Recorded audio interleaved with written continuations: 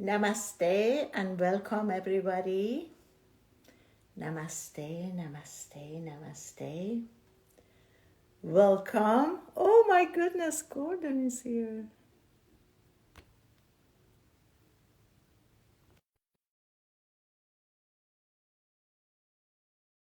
Namaste. Welcome everybody. A great welcome to Gordon. Dear Gordon, I sent you an invite. Hope you can accept it. Namaste everybody. We're having an amazing live today. Happy Thursday, everybody. And our live is about, do you have the intention to wake up? So let's just contemplate on this for a few seconds to see. Brandon is also here. Nice. Brandon and Gordon, I sent you guys an invite. Sudi. Oh, my love. Hi, Dora. How are you, Brandon? I'm doing well. How are you? Beautiful, beautiful. Thank you so much for accepting this live.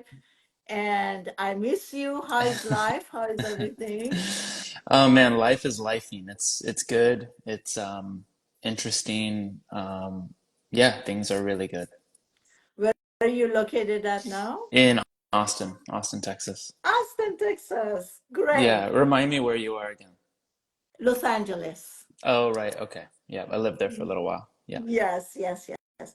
So we have two more guests today to join us is Gordon and also Megan. So we're going to do a joint live. Let me send Gordon another invite and see if he can accept my live. So let's see. Megan is also here. Okay.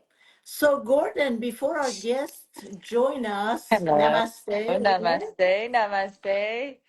Namaste, Sudguru. Namaste, Brandon. Hello. Happy to Good to be see here you. with you. Good to see you. We're just waiting on Gordon. Well, I sent Gordon a request a few times, but I don't know if he can join us or not. So in the meanwhile, we're going to start. So Brandon, do you want to start or should I start? The Why topic don't of you the kick us off? yeah, the topic today is, do you have the intention to wake up?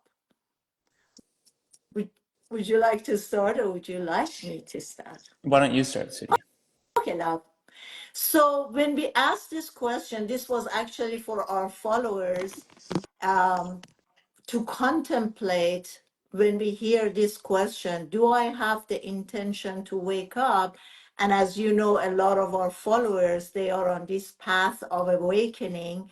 And we are saying, of course, I want to wake up. What kind of question is that? But then we have some other groups that they are new into spirituality and to the awakening path. And they might ask, why would I want to wake up?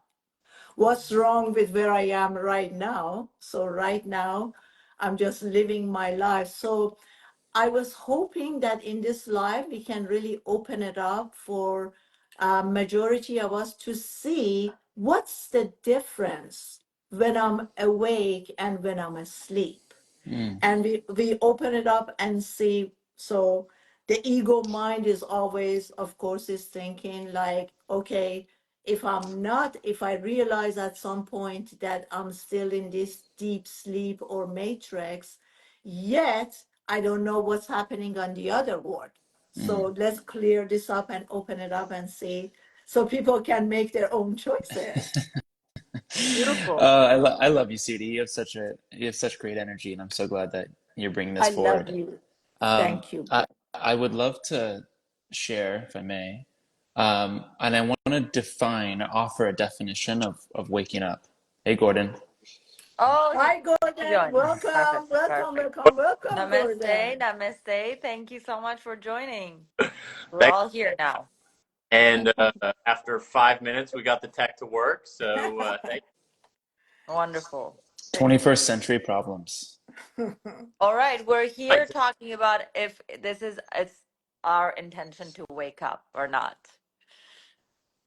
So we're starting with Brandon. Go ahead, Brandon. Yeah, so I want to offer a definition of waking up for, those of you that are that word, those words can be really convoluted and gray. And so I would say, as a context, we enter this life with a series of constraints that are unconscious. And then life is such that it'll reflect back to us through attracting people and circumstances that reflect those constraints back to us. So by definition, those moments of heartbreak or challenge where those constraints rise to the surface are there to reveal where we're not free.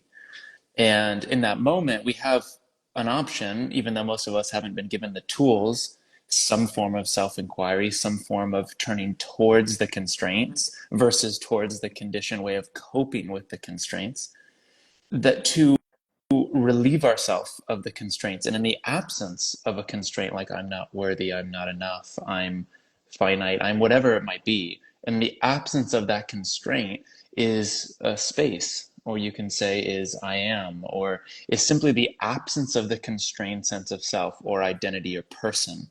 That is a kind of death of the self. That's what, the message of dying on the cross and being reborn is the death of ego, the 3 days in between being our inner journey through the darkness, through our unconscious, and then the reemergence as a new sense of self. And in the midst, to go back to your question, Sudi, in the midst of a circumstance that we previously felt like a victim to, or like we were the perpetrator, or like we needed to be a savior, whatever our role was, we get to respond in the absence of that conditioning, which our entire lineage may not have been able to do. And that's kind of what you don't take on, you end up passing on. So in that moment, in the absence of identity, rigid limiting identity, you can respond from a completely different place. And that response happens on behalf of love, connection, intimacy, a kind of inclusion and acknowledgement of life and other.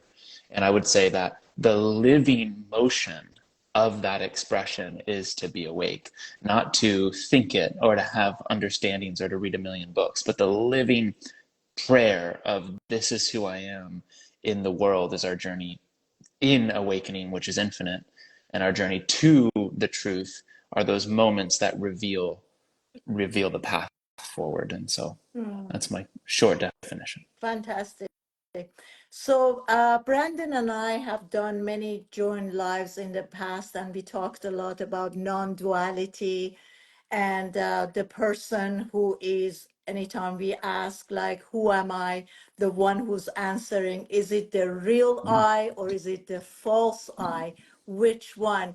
And we often talk about this, like when I look through the lens of ego mind, my reality, the matrix that I enter in, is totally a different movie versus when I come from the heart and soul, which is the whole knowing, and then I am one with the universe. So these are two different movies that they're playing. And I think at some point, I mean, I was inquiring about this I, who is this I? Because, when I was a kid, sometimes I used to look in the mirror and I would see this person that was so unfamiliar to me. And I was thinking, who is this person who is looking back? So I was for years since I was a little kid about this, who am I? And to find the real I. And it took me many, many years, many, many suffering. But now finally, I have arrived to the space that I realize that the I that I'm talking about is not the ego and mind. Let's get to Gordon. Gordon, what's your thought on this? Thank you for having me. Appreciate it. And Megan, similar to what Brandon said, we all come into this plane being awake. And then I would say society puts up all these barriers and gets us to become closed and fit into their illusions that they're creating, whether it's the banking system or government or the healthcare system, like all these systems that force us to like shut down what we ultimately, when we came in, know as truth. And so for me, waking up is similar to what Brandon said, is like, how do I be authentically myself and my soul's expression whether that looks like I'm gonna go spray paint some cardboard today, and that's my soul's expression, or I'm gonna get on a Facebook Live, or I'm gonna film a 30-second clip, or I'm gonna cook a meal with friends, right? Like all those aspects that can make us feel alive. And how are we alive to life, whether it's looking out the window and seeing amazing palm trees, or the sun on our face, or a smile, or a bird, whatever all those aspects are. For me, that's what being awake is we can take a step back from, say, this human experience and go, what is really happening? And am I present with the energy?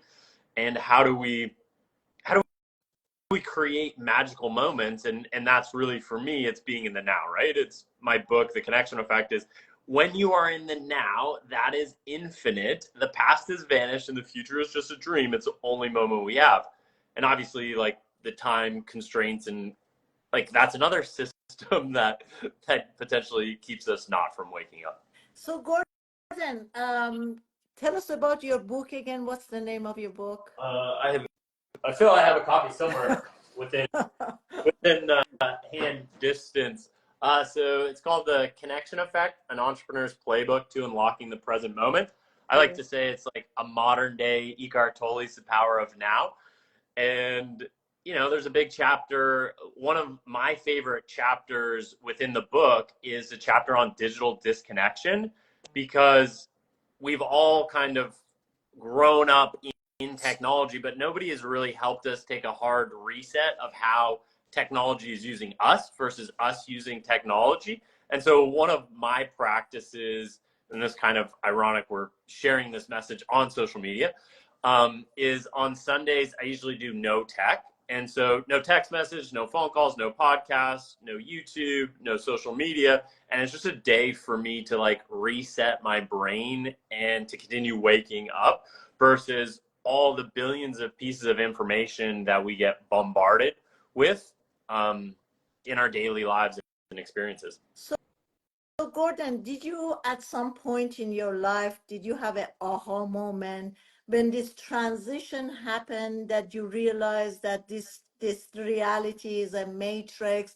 Did you have, you know what, because our goal today is to make it clear for some people who still are asleep, and maybe they're realizing that they're awakening, or there is another way of living, which is to be awakened soul. Did you have an aha moment, something that you shifted from this part to the other? A plethora of them. Probably my first one that I recall is when I was 12. I had some experiences where I kind of went insomniac for a week and then had a really spiritual experience. And then I also spent my 20th birthday in jail. And that was like a really aha moment of, I can either continue down this path of addiction, which will either land me back in jail or dead, or I could get sober. And so I've been clean for 14 years now. So that was a really, thank you, aha moment. And we're now, the celebration, there was some music that just turned on, and on the whatever the thing. So, and then also, you know, sometimes going through a breakup gives you an aha, or whether it's like, sometimes it could just be a simple meal with friends and families. I like to say rock bottom is the moment that you decide to shift, and the easier the rock bottom, the better. What about you, Brandon? Yeah, it's interesting. Actually, I could say the same thing. Plethora of small moments. I think sometimes we I don't think exaggerate, but like glamorize the moment. This was my moment where I became everything. And then people that haven't had those moments go, "Oh my God, I've never had that moment. What's wrong with me?" And the moment to experiences, I guess, searching for experience is a big awakening, which is also a result of being asleep to yourself. I love this quote from A Course in Miracles. It says, the deep rest we're looking for will not come from sleeping, but from waking. And it's what we're referring to here. And the most simple and profound, I was actually just sitting on my porch looking out at the trees, and I closed my eyes. I started listening to a guided meditation by Rupert Spira, one of my favorite non-dual teachers. And it was just one thing that he said. He said, sense the I that you are, and it's undeniable that there's an I there. There's always been an I there. It's unchanging. And now sense the nature of that I. There, you know it's there, but what's its nature? What's its texture? What's it taste like? It's open, it's free. And then he said, it's like you think that that's a noun, like a thing. And there's still a separation between you and this thing called awareness. And he goes, but it's actually a verb. So you're sensing, you're smelling, your everything that you're experiencing is the verb of the I. It's the doing of that I. There's no separation between the two. And something about going from seeing it as a noun to a verb right in that moment had such a profound connection to all things, because also at the root of all things is awareness. I can't, from this like coaster, I can't take out awareness from this coaster and still have a coaster. I wouldn't be aware of it, be gone.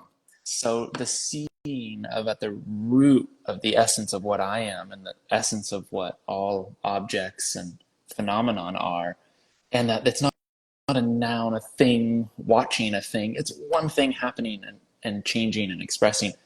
It was just this profound moment of it's all one thing. And it wasn't fantastic. It was just this deep rest. You know, it's the peace that passeth all understanding. And in that moment, I just said, wow. And all of my worries, everything dropped. And for the next maybe 3 or 4 days, I just loved the mundane. It's like I did the dishes, went to the store. There was no conflict at all in me. And I had no idea what was going to happen. But I related to the unknown as infinite possibility versus something I needed to control or create even. And slowly, you know, different unconscious patterns came back in, and I still have my work to do. But that was the most profound because it was the most simple. And the result wasn't, okay, I'm going to go teach the world how to be enlightened. It was, I'm okay with doing the dishes. It's taming the ego, that we're not always looking for the next big moment to happen or next thing to be something exciting. I wrote a book, Awakening Not Allowed, many years ago. And in that book, I said, awakening in a spiritual world is a spiral. Once you become awake, it doesn't mean that it's consistent and it's Mm-hmm. going to stay there Mm-hmm. forever. So you wake up and you go back to sleep. But then I realized that the awakening, the whole consciousness, the universe is live and is awake constantly. And I am the one who has this power that at every moment and second choose to be awakened instead of going back to sleep. It's just like the whole consciousness is I am conscious now every second. When I go to sleep, I realize that I am sleeping is not a disaster, but I have that power to wake up and come back here. Going to One you, Megan. one of my Yes, go ahead. favorite before we go to Megan is, what if when we die we actually wake up and this was all just a dream? But That's uh the yeah. that's the experience I had. Mm, That's the exact experience I had. Um, One time I had this a very incredible experience.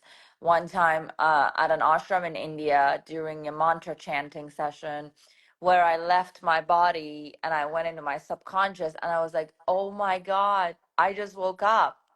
This was all a dream. This was a deep sleep that I was in." And that was the exact feeling I had, where like you suddenly your eyes open and then your horizon becomes wider and you see everything from like the 360 view. That was mm. my experience. Yeah, and then as a shaman, we always say it's all a movie. So when we're looking at this screen, that everything is happening at every moment, I ask myself, do I want to just be the observer? Do I just want to watch everything that's taking place or happening? Or do I choose to become the actor and play a role? And when we're conscious, even though we are coming into the reality, the real world, Mhm. we are still conscious about how we're going about it and how we perceive the action, interaction with each person. Correct. Yes, for me, Sudguru, um, watching everything from up above, outside of my body, one with the universe, one with God. I understood. Well, I had this realization that everything I see is basically a reflection of my energy, and depending on the level of my sleepiness, I see on the outside what my level of sleepiness is. So every time, ever since I had that experience, every time I see sadness and darkness around me, I know I'm deeper in that, in deeper into that sleep. And every time I see greatness and happiness and joy, I know I'm like on the other side of the spectrum of closer to the awakening. So for me, uh, being asleep and being awakened is a spectrum.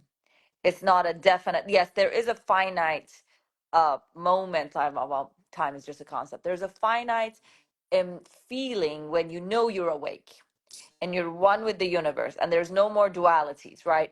But outside of that finite state of being, I think there's a whole spectrum of the levels of being asleep. And depending on how happy you are, that shows how deep are you in that sleep. So let's talk about this being asleep, this state of being asleep and being awake. Let's open this up so for us to understand that what's the difference and what is it when you're asleep and when you're awake? What's the difference? Gordon, do you wanna collaborate on this? There might not be a difference. Okay. I think I would say you're awake if you're consciously making choices and know the direction of your life. I would say you're asleep if you wake up with an alarm and then you go to work and you just like not quite an autopilot and not paying attention. And then you get home and then you put your meal in the microwave and you sit and watch Netflix and you scroll social media and you're not mindful of what's transpiring in your life. I would say that would quote unquote not be awake, but you could also be awake going through that and be fully present with your work and fully present with those that you love and fully present with that microwaved dinner and be awake. And that's what you want to create, and that's okay. I feel in Western society, like there's always like it's success, success, success. Well, what if success just looks like having a very simple, quaint life? You don't need to fly private jets and take extravagant vacations. You can have a very, like I would say, when I'm mentoring kids, is really what is success for you and what does that look like and how do you go create that, whether that's just having a family and living a simple life, or if you want to have yachts and planes and supercars, that's okay too, as long as you're conscious and awake during the process. Like I run businesses for my evolution in order, because I know the person that I have to become in order to achieve that versus an outside validation or metric. Brandon. Yeah, I love that definition. And I would say to the degree that you are awake is the degree that you can be with what is. You can just be with it. You're not fighting it, you're not resisting it. And that could sound like that should be a goal. Like, let me make it a goal to be with what is, which could infer I need to get rid of my resistance towards what is. And it could create a little positioning and it could make the resistance an adversary. When the paradox is I actually need to embrace the resistance so fully that I can understand some of the more deeply held unconscious beliefs and identities that are sustaining that resistance. And for some reason say, my safety depends on fighting against life, against trying to change this outcome, change this circumstance. So again, we are our own worst enemies in the spirituality space because we can use any spiritual principle to justify avoidance and blaming and denial. And we need to be checked because the nature of our ego wants to survive. It wants to perpetuate. And so to have like this, calls with people and community that can reflect back to you what you cannot see, in order that you may embrace your own constraints. I'd say the more that your arms are open towards being in resistance and being asleep, the more that you're actually okay with that and can acknowledge it. Paradoxically, at a moment you acknowledge it, you're not asleep. Yeah, for me, my personal experience, there is so much difference. It's like night and day. Yeah. I mean, when I was asleep, I had so much need. I wasn't enough. There was so much doing and taking actions. And for years, I would set up a task and many, many tasks and goal. And once I would reach those, I mean, I was anxious. I was very time sensitive. And once I would reach that, it was like, is that all it was? Then the next one and the next one. And I was this human doing, and I was diagnosed many years ago with OCD and ADHD. And I would project that onto other people. And then to me, in my world was like, nobody is fast enough, nobody is doing their job. I was so unsatisfied with every job that it would be delivering to me. I constantly had problem with other people. I had this anger inside of me. I couldn't stand anybody. Like, I just remember Ram Dass. He's so funny. I was listening to Ram Dass years ago, and he said, there's this funny story. He said, I was every time he would really wanted his guru to send him a message. And then he said, my guru for years, he would just ignore me and push me away. And it was like, Ramdas, go, Ramdas, go. And then once in a while, he would say, he would call for me and I would rush and I would think I was excited. He's going to make me enlightened right now. And then he said, I would rush and I come to him and he says, Ramdas, tell the truth, go, ciao. And then he would go, I would go. And for weeks, I was like, tell the truth. What does he mean by that? And then he said, 1 month later, they will call for me. And they said, the guru wants to talk to you. I would run. And he says, Ramdas, love everybody.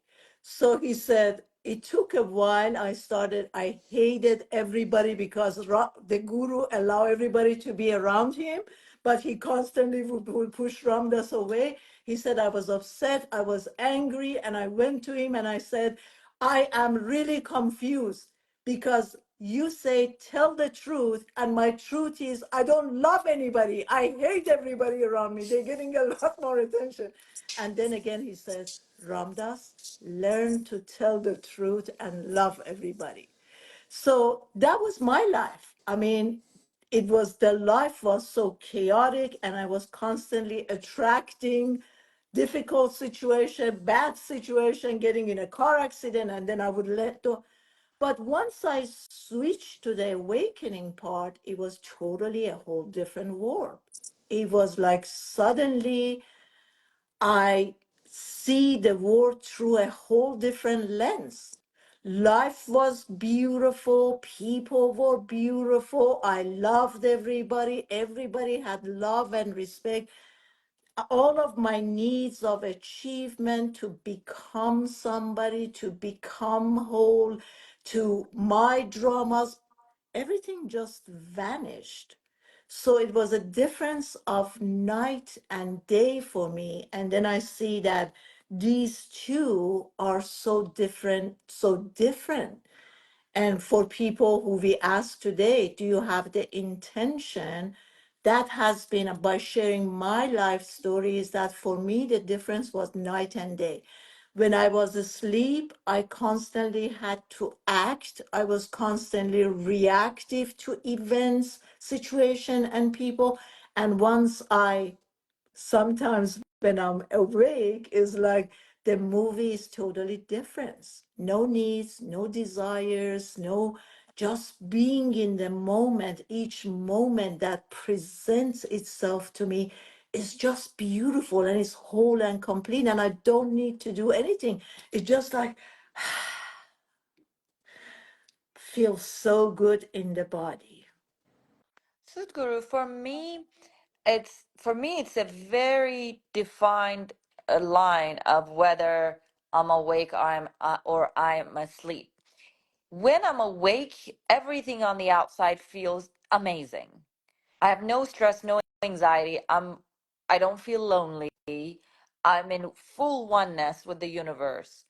And when I'm asleep, it doesn't feel that way.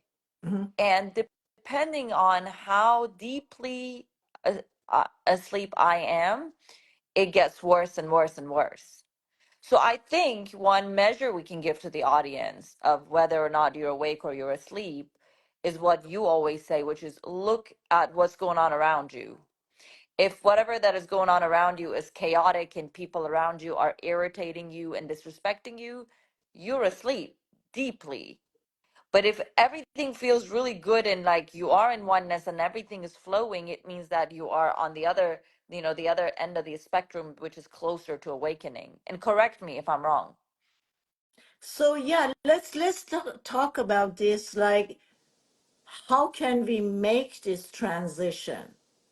Not to make it a goal, but Gordon, what do you think? What tools can we give our followers if they say, yes, maybe they're like us and they see these two different pictures and they say, so how would I make a transition from this to that? What tools can you give them? My first response when you ask the question is push-ups. Okay. Push-ups.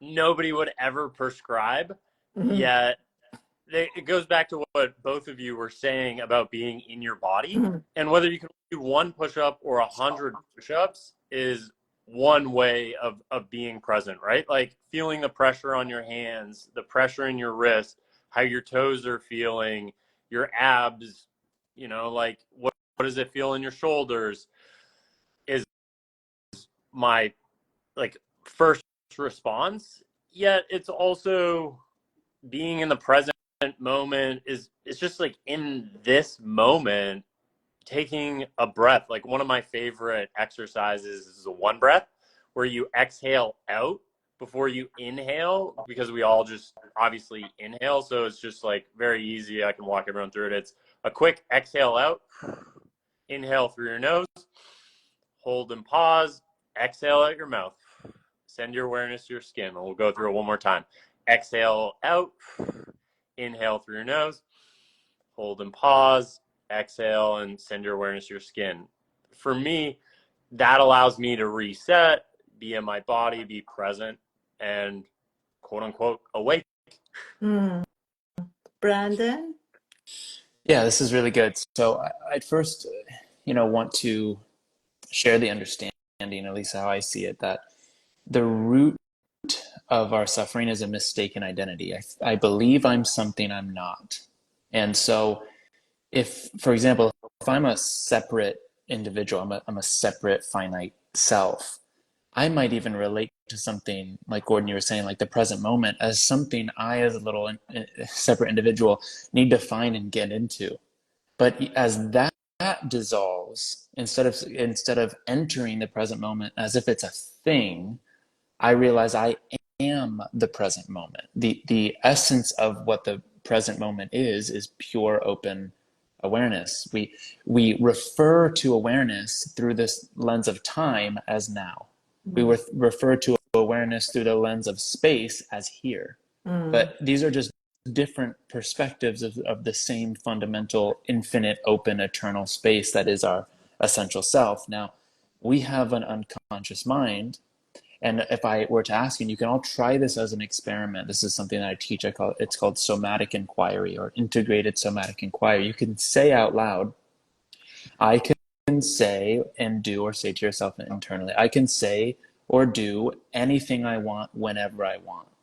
And if your body says no, your conscious mind might go, look, I'm so awake, Mm. right? But if you say something like that, these aren't affirmations. This is a way of testing your body if it's holding on to trauma and suppressed emotions that inevitably will attract to you situations that prove them right. Mm. So there's ways of finding what identity is you're holding on to unconsciously that act as like clouds to the blue sky. The blue sky is the blue sky of awareness, eternity, the now. We're all referring to the same thing. The clouds are these identities that we've held on to. I'm not, and it's usually a negation of self. Instead of I am, it's usually an I'm not. I'm not enough. I'm not this. I'm not this. Or I am bad. Or I am wrong. And so luring out these identities through some practice of inquiry and ways of touching the unconscious mind. If I had to say there's a shortcut, I would say that's the shortcut because it's the place that we're most defended in, Mhm. and the cave we fear to enter, holds the treasure we seek. And so I would say finding some form of inquiry that works through the unconscious layers of identity is a very direct path. Mm. I pin a comment from Pari Rasuli, how you can be awake and stay awake while you feel under pressure. So I would respond to that. Who is the one who's experiencing pressure at times, right? So let's question the I that sometimes is under a lot of pressure and sometimes is content with what is. Who is this I? Who am I? And like I said before, that has been a main question for me since my childhood. Who am I? So to me, I realized that on planet Earth, the Earth school, there's always duality, the real I versus false I. So the false I is the ego. And I often say, when I divide people into half, the right part is the ego mind. They partner up and they work together. On the left side, it's heart and soul. So when we come to the ego mind and we start looking at the ego and all the layers of the ego, ego has hundreds of layers. And when I went through that, I realized that all of my identity is created by the ego. Who I am, how old I am, I'm a female. And every identification of the ego has a storyline. And in that storyline, there is a past, there is a lot of traumas, and there is brokenness. There is a lot of healing that needs to take place and all that, right? So the ego has the need. The ego goes under pressure. The ego constantly looking for instant gratification. So what I do, that my teaching is that number one, we identify the ego and all the layers and aspects of the ego. And little by little, we start dissolving those parts. We start to not identifying ourselves with that false I. So it takes a lot of time. I think this has been a lifetime practice for me, at least, to see each aspect of the ego and to see how I can separate myself from it. So by slowing down, I tame my ego. When I see something it's funny, I'm going to just throw this in there. When I had an ayahuasca journey many, many years ago in the Amazon, it was like the universe put a huge movie screen with a lot of light in it. And I was seeing each part of my ego, and I was so ashamed every time that I wanted to talk. I was like, and under psychedelic, everything is so huge.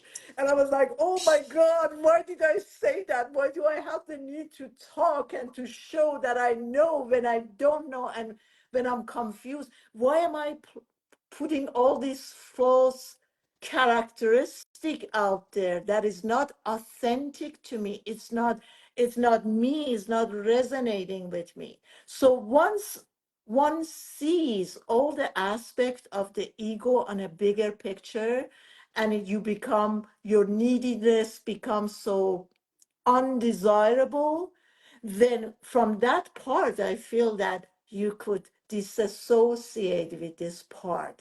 And every time the ego said, be reactive, you stop yourself, you hold back. Don't respond to the ego. A text comes in, start by your phone. A text comes in, and the urge that you have to look at it right away, don't do it. Just sit back, breathe, do something else, walk. So I think this has been my experience by recognizing the ego, by recognizing that I am not it, and actually I become the parents of the ego. So I'm not, I know the ego is comes with me and it goes with me. There's nothing I can do. This is a relationship that's always. So how can I make the best relationship with my ego? If my ego needs attention, instead of me trying to get that attention from outside, from someone else, I start giving my ego the attention. I start pampering the ego. I can see this kid is acting out, is doing all this thing, but I don't get involved with it. I just be kind. I send it love, compassion. And I think slowing down in any situation can really help out with that. Don't be reactive. Sit back, contemplate, and see what is the need for you to do this. So good, Sudhi. I just want to share just for about a minute. I have just a little distinction that I really love is that, Sudhi, your process is the direct path, right? You're going right to, all the fear and the feelings and the thoughts. Who's that happening on behalf of? And you're exploring that I. And I'd say that's like taking someone that's lost in the forest of their mind and zapping them to the top of a mountain, and then they can see from this different vantage point. And I love that approach. And with clients, I'll use that approach as well. And the indirect path, I would say, is going so deeply. This is that's more of the Vedantic non-dual approach. And then the tantric approach is more, okay, what is the sensation? Go so deeply into the sensation that you can actually find the I am at the center. You find yourself right at the center of that sensation. And as the resistance to sensation opens, typically the thoughts start rearranging themselves almost, and you start to see, oh, this isn't necessarily true, and that identity that's been held together from resistance alone, from not looking at it, from pushing it away, from neglecting it, starts to dissolve through inclusion.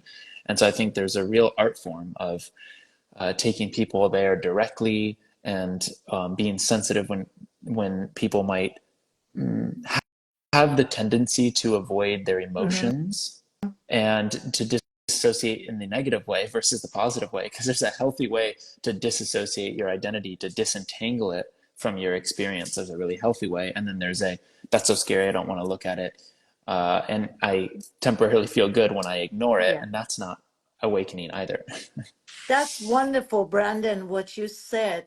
I appreciate that you add this part. So basically, when I say I separate myself from the ego, is actually you separating you're not ignoring the situation or the feeling, but you're separating yourself from the ego. And from a more open lens, you see what's the pain, Yeah. what is the suffering about, and then you guide that kid to go, because inside of us, the knowledge, the awakening, we all awaken human being, but by separating and you becoming the parents to look and understand and open up also, what is the class on earth school, what lesson is presenting itself to me right now, and what is the right way to overcome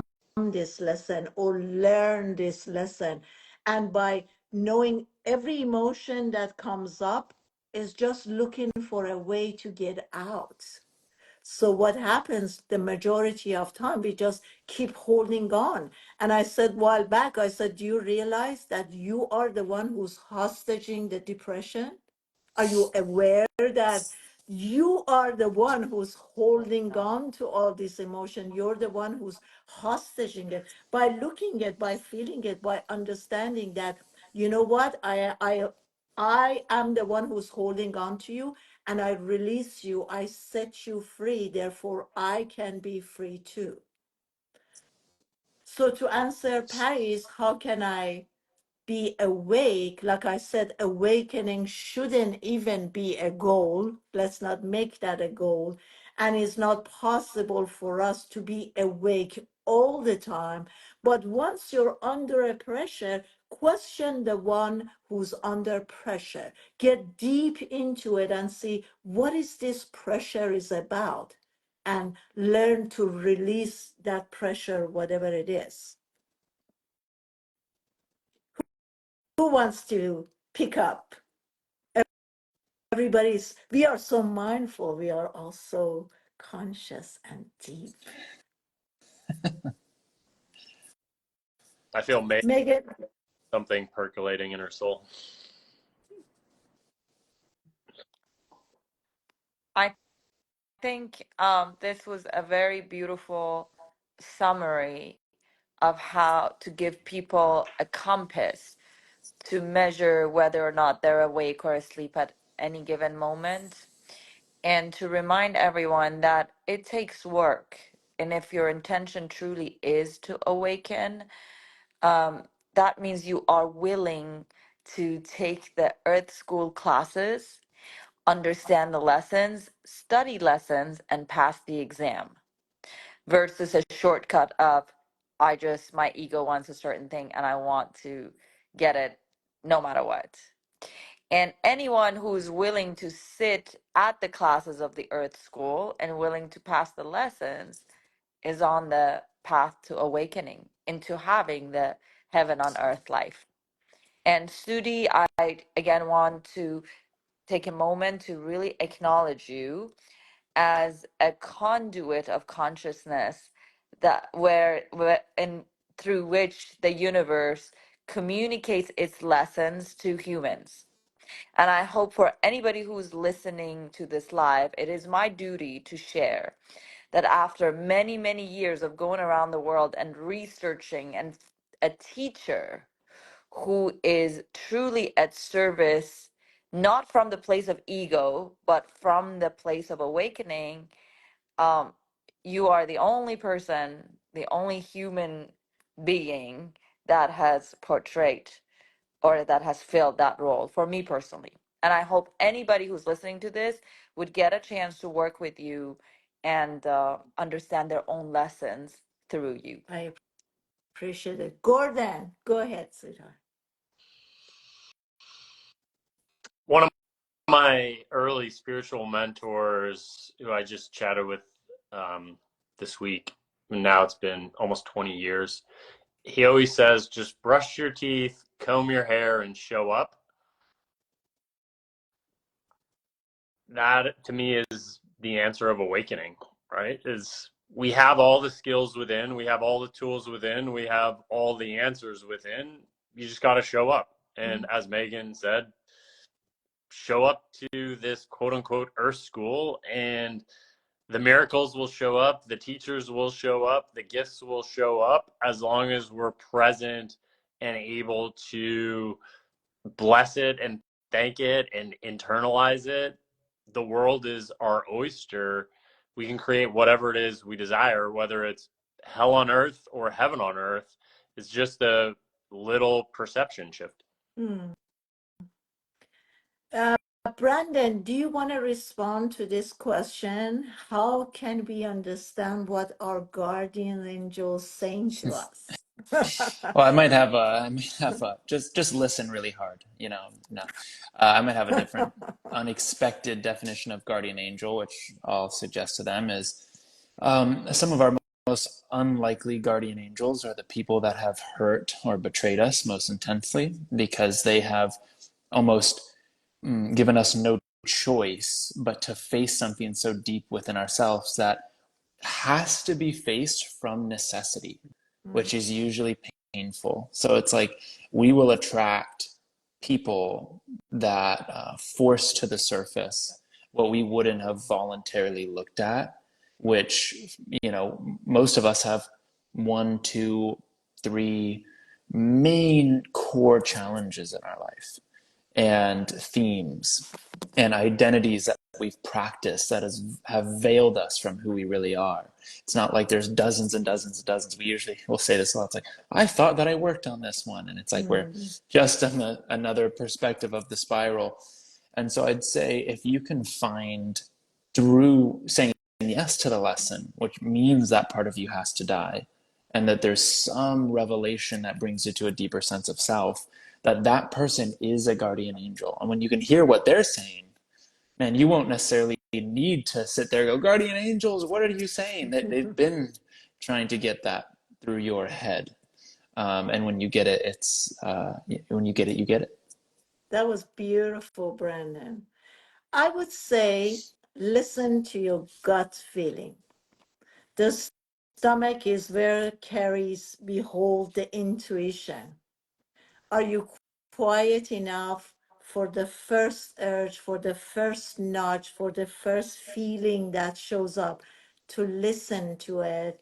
I heard this, I learned this in a really, really hard way by my gut feeling telling me something was off or wrong, and I would ignore it. It got to the point that I would exit the freeway and I was like, should I make a right turn or left turn? And my gut feeling would say right. I would make left and then I have to do it. I mean, it got that bad. I was so messed up that I was ignoring. So what if I say that my guardian angel is my gut feeling?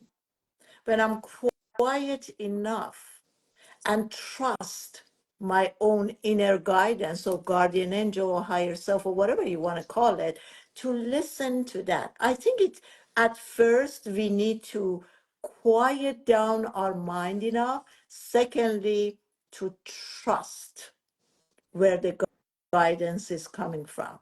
I hope we answered your question. So we come to the end. I love this life. Thank you so much. Brandon, do you have something going on right now that you would like to tell people? Yeah, it's not necessarily open for enrollment now, but it will be in the next couple of months. I've created a community called The Circle, which is very multidimensional what that means. But the essence of it is I'm taking integrated somatic inquiry, which is we can sum that up as a process of awakening, but I'm combining it with a map of German New Medicine and GHK, which essentially is, to my experience, the most accurate way to identify the psychosomatic root of all symptoms of every disease. And it's a massive body of work that, in my personal experience, is up to 99% accurate. And it's mind blowing. Someone will come with a sore left shoulder, and it's like, yesterday, did you feel rejected by your partner? They're like, yes, and it's amazing. So taking those two worlds together, where I can see, your body's not going to lie. I know exactly what's going on in the unconscious part of the psyche, and it gives us a map to dissolve, not resolve, but dissolve those identities. And in that, there's healing of people have healed from uterine cancer, people have healed from arthritis, and a whole range of disease, IBS. It's been pretty amazing. So opening a community to teach the body of work of German New Medicine as well as inquiry. Beautiful. So you should also let us know, Brandon, what's happening. And then I'm doing a retreat in Toronto, Canada, June 1st till 7. Another retreat in Germany, July 1st till 7. And then I'll be in Turkey for 2 weeks from July 25th.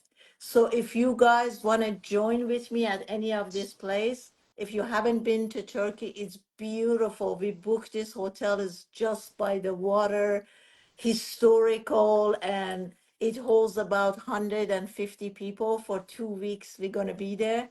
So Gordon and Brandon, I would love for you guys to join if you can. Thank And then we can you, Sudi. also bring all of this stuff. Gordon, would you like something to say, sweetheart, before we end the live? I think the saying, go not only buy it, actually read it, and if you just want the chapter on digital disconnection, just shoot me a DM. But super grateful to be here. We all have the answers, as you mentioned earlier, Ram Dass. We're all just walking each other home. So thank you for the light and the love that you all bring into the universe, and honored to be here. Beautiful. Megan, would you like to add something before we end our lives? Just that at any given moment, if you want to know if you're awake or asleep, watch the world outside of you and see if you're in harmony or if you're in suffering. Beautiful. Thank you so much. Gordon and Brandon, I would love to do more join live with you guys. So let's keep in touch and take this journey of love and light together. Thank you, Sudi. Thank you guys for being with me. Thank you Thank so you. much. Thank you, everybody. Bye bye.